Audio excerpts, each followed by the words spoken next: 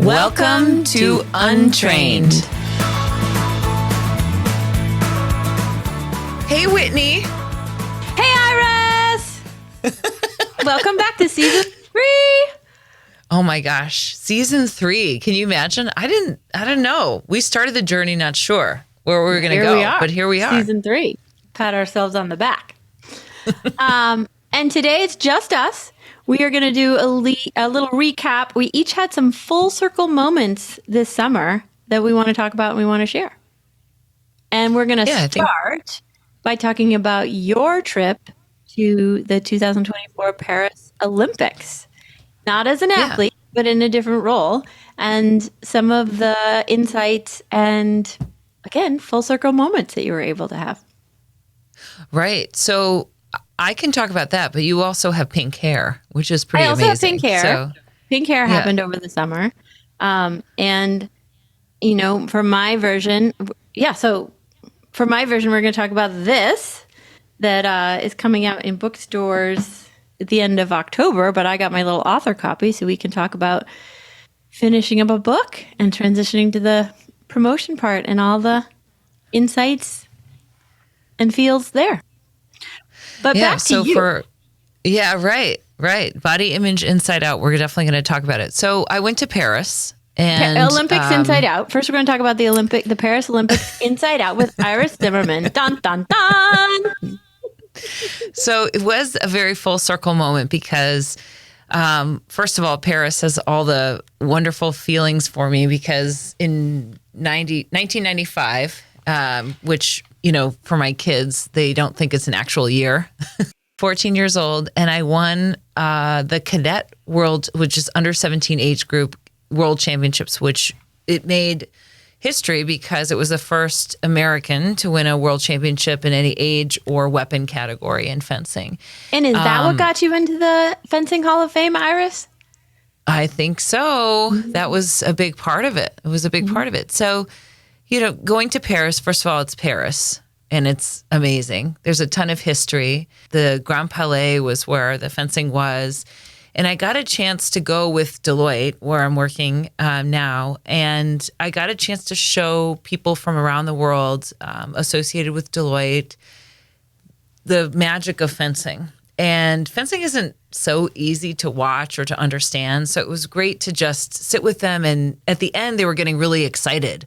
They were thinking, oh, I know this person got the touch and that person got the touch. So at the end, they're really getting very invested in it, no matter who was on the fencing strip. And they were just really excited. So it was nice to come back to a place that has good feelings for me, that started my professional fencing career and journey.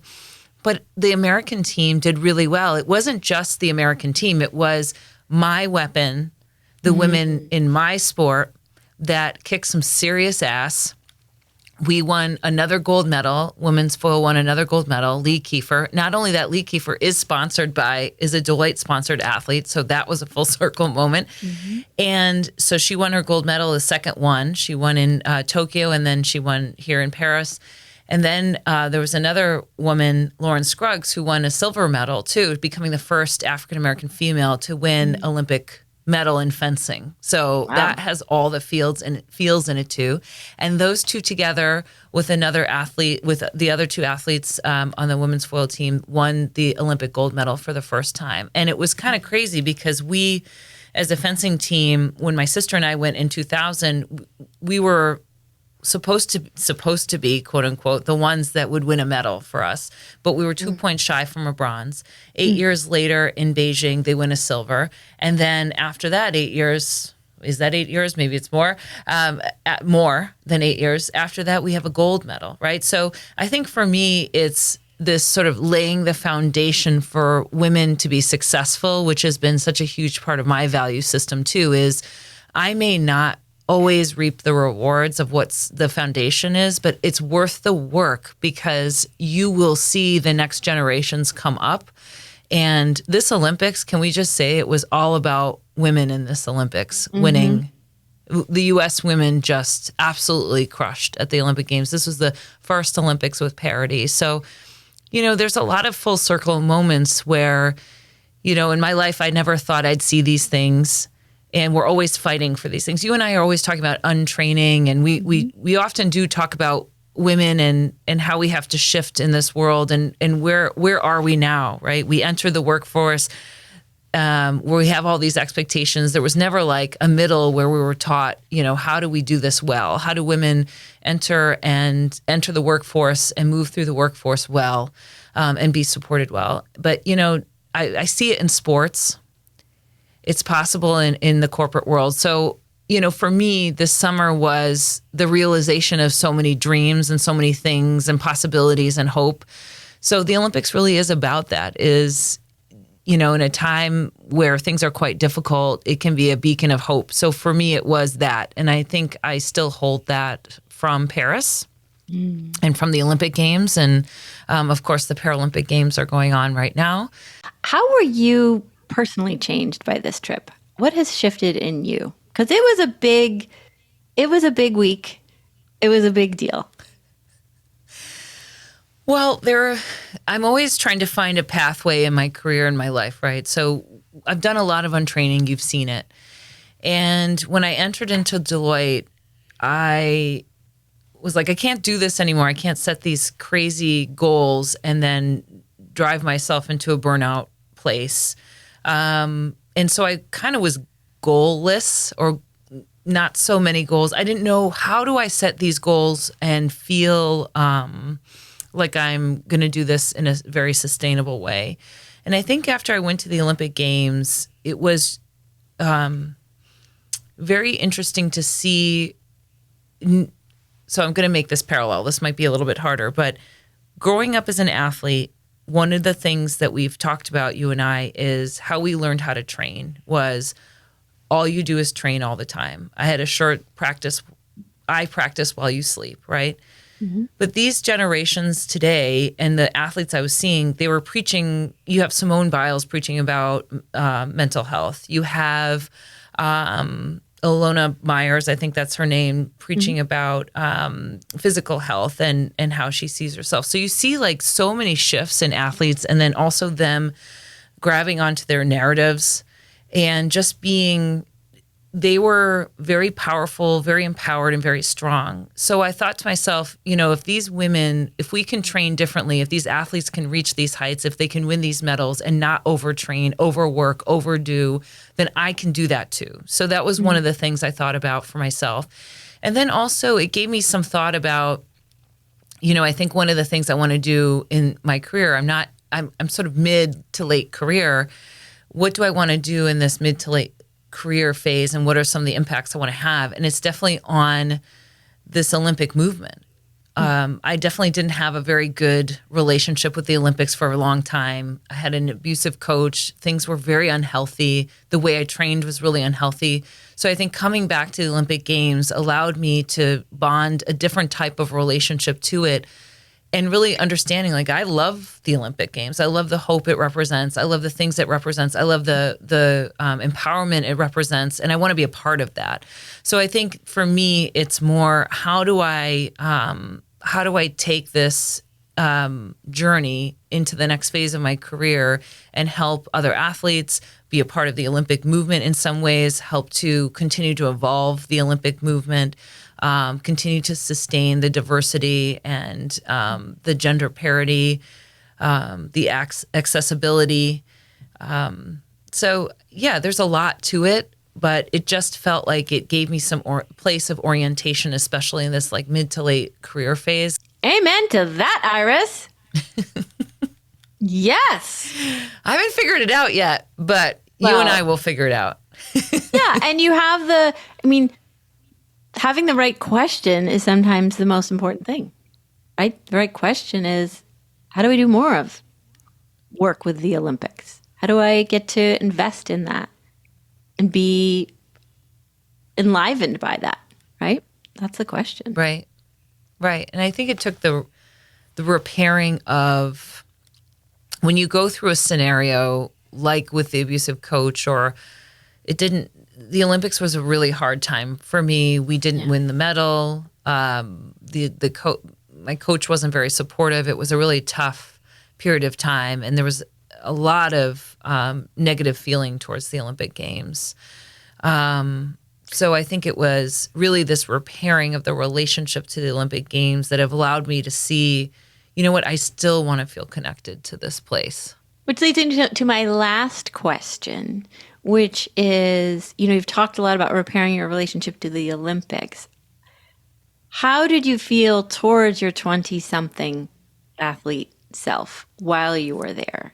I love how you've just thrown in an IFS, internal family systems question. I can't get away from it. What would I say so at the Olympic Games, I was 19 years old. One of the words that comes up is just support. I think there needed to be more love and support, because without sort of completing the mission, if you will, or completing the mission that others had for me, it just felt like I had failed everyone around me. I'd failed myself. And I think there really needed to be someone in the room to say, you did an amazing job. You made an Olympic team. You have helped this team be the best and carve the pathway to others to be able to make it through. And eventually there will be groups of women who can come through and make the silver, get a silver medal, get a gold medal. So you have carved that pathway, and to be happy that you've been a part of that. But also just the support around feeling like a failure. There wasn't a failure. There was this one point in time where I did my best, and it just was what it was. There's some sort of acceptance. There needed to be some more love around it, some more appreciation for the things that I had accomplished. And I think it was not having that sort of set a ton of things in motion. So I went for another games and another one, and I was an alternate to one. And I've said a couple of times, I'm like, I don't know if I would have kept going if I had the support at that moment to say, you did the best you could. You can let this go, and you can try other things if you want to. There wasn't optionality. I didn't have support, so I never felt I had any option but to try again because I failed. So what I hear, and we talked about this too, is that she needed someone to sit down with her and love her up in the face of a quote unquote failure and her best effort, and to help her process that and help her recognize her choices in front of her. And what I hear that's so beautiful also, that she never could have known in that moment, that you now know, is that you did succeed. You did something for folks 10 years later, 20 years later, right? You did something powerful. You just don't get to see it yet. So those are both profound realizations. And you have the choices now. Anything finally you want to say as we wrap up the full circle moment at the Paris Olympics with Iris Zimmerman? Well, I think that I'm glad there are more and more conversations around the mental health of athletes. I'm thankful for that. And I'm thankful that people just don't look at an athlete and think, well, they've got it all together and they're fine. And of course they're on this big stage. So they've reached this success. So they've got it all together. There was another athlete, track and field athlete, who said, one of the things I want you guys to know is I've become a better athlete because I started to go to therapy. After the last Olympics, she went into therapy and really took it seriously. And she's like, I'm such a better athlete for having gone to therapy. Now I can enjoy myself. And so, not that we all need therapy, but I do think that people are now equating performance with psychological health, and not just physical health, but psychological health help you to perform. And knowing yourself and being deep in the psychological health, I think, is really important.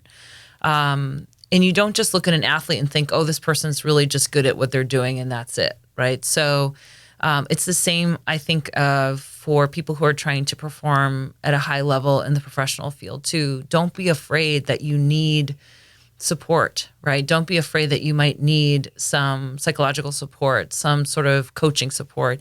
Don't be afraid of that, because it's all part and parcel of performance. Well, and the other thing that I often like to say, I mean, we're both in the business of psychological health for corporate athletes. And when I think of the athletic life, yes, it was brutal in so many ways, but it was simple. And when I look at my clients and the complexities of their jobs and the complexity of the skills they need to bring to the table and how many things they need to know how to do well to do their job well, it's so much more complicated. And I think that makes it much harder in so many ways. So the psychological support becomes all the more important if you're in need of it.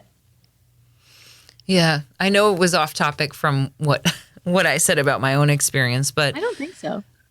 I'm just grateful for that. I'm grateful people are having those conversations. So that was the experience. If you're okay, I'm going to turn the tables to you.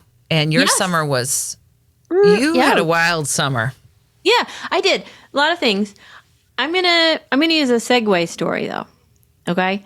I remember this moment when in my first world championships, when I was trying out for the team and my family was in shambles, and going home didn't really feel like an option. I didn't know what else to do. And I was like, if I don't make this team, there is no other option. There's no plan B. That's how it felt to my whatever aged self. And that's where people get into trouble. When they think this is the only choice I have. I have no other choice than what's in front of me. The reason this is a segue story is because, as I've mentioned, I came into coaching from as a therapist. I worked in addictions. I worked specifically with eating disorders, something I struggled with personally. I also struggled with body image. I ran body image workshops for a number of years. And 4 years ago, the woman I created the body image workshops with asked, do you want to write a book? And I said yes. And it took us 4 years to write this book. And the reason I'm going to make the connection that I share that story is when I was struggling with body image so mightily, I felt like my choices were, you can hate yourself and try and fix yourself and change yourself into some other shape, or you can accept yourself as you are and love yourself and la, la, la, la, la, la, la. I could not do either. And we created for ourselves through these workshops another way to deal with body image. And for us, it was just going right towards it and looking at it and learning from it. And so that third way, that other option, was something I never had when I was younger. And it is something that is illuminated in this book, Body Image Inside Out, that I wrote with Deb Schachter over the course of 4 years. We got our author's copy, which is why I can show this to you, and it's going to be coming out. It's going to be coming out in the end of October. It's available for pre-order now on Amazon. And what some of my friends that had a front row seat to the writing of the book have mirrored back to me, finishing that thing was pure grit. So I thank my athletic self, because I think I borrowed a lot of her grit training to get this thing done.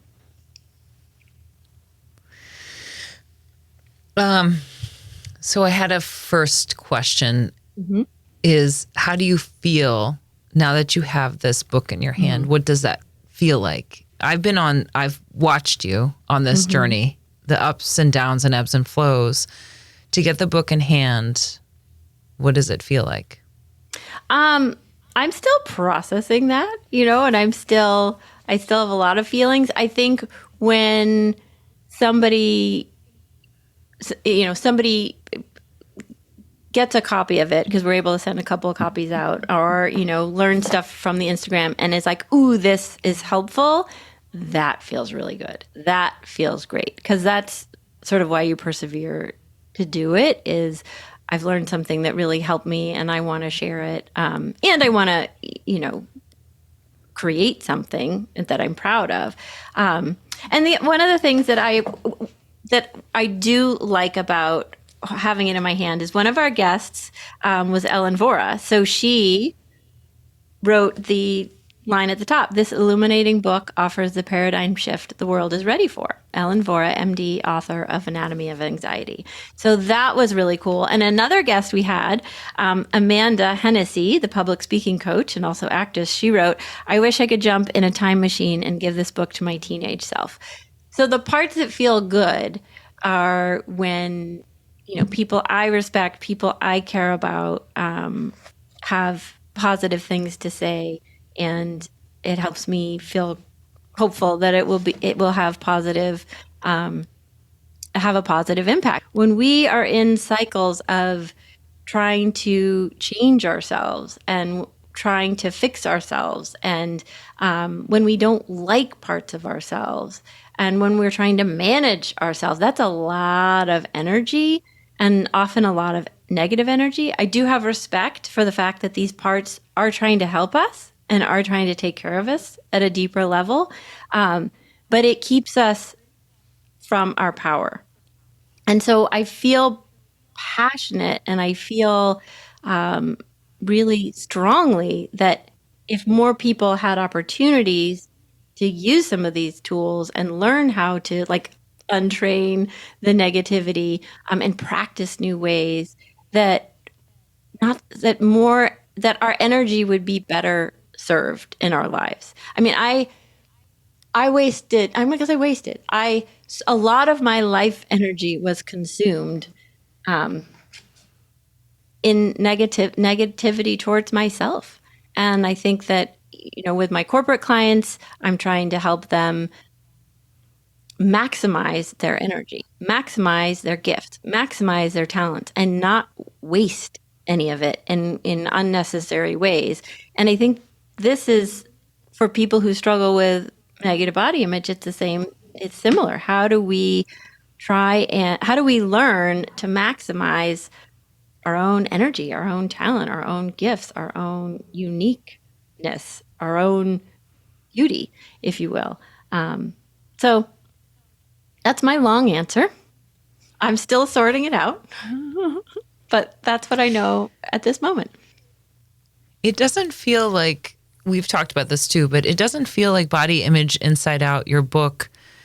It doesn't feel like just a book for people who are struggling with body image. It feels like more. Do you feel like it can apply to more places, more things? There are so many parallels, and I think that's what helped. I didn't write this book from my seat as a eating disorder clinician. I wrote this book from my seat as an executive coach, and I talk about boundaries and talk about our stuff we've done together. William Ury, how our no's are actually deeper yeses. That makes the book. I talk about the invisible victories and being able to see our own successes and celebrate them for ourselves in order to build more confidence. The tools of how to become, the tools of being in relationship with your body, you could just swap out achievement. And I'm doing it with my clients all the time. Oh, it could be, that part that wants you to, go for a run or go on a diet or whatever. Or it could be that part that wants you to stay late, or that part that wants you to, give up your vacation in order to finish this project or whatever. You can swap out, a certain body type for achievement very easily.